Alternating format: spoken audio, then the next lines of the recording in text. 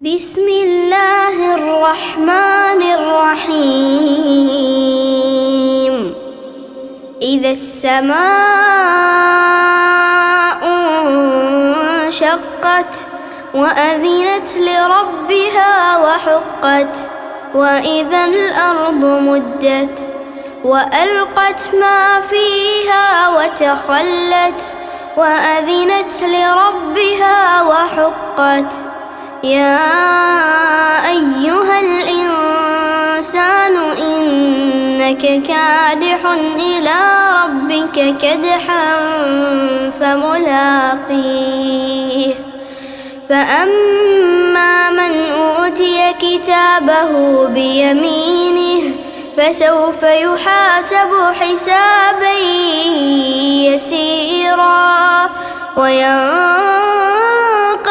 إلى أهله مسرورا.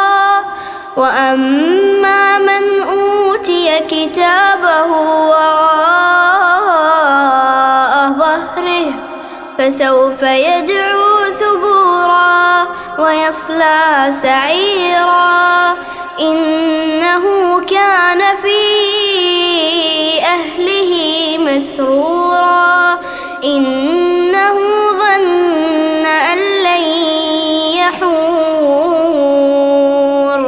بلى إن ربه كان به بصيرا. فلا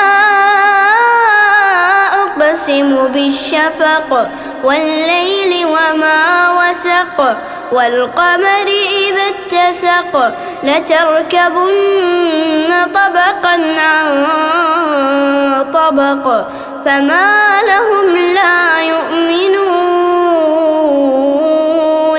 وإذا قرئ عليهم القرآن لا يسجدون، بل الذين كفروا يكذبون.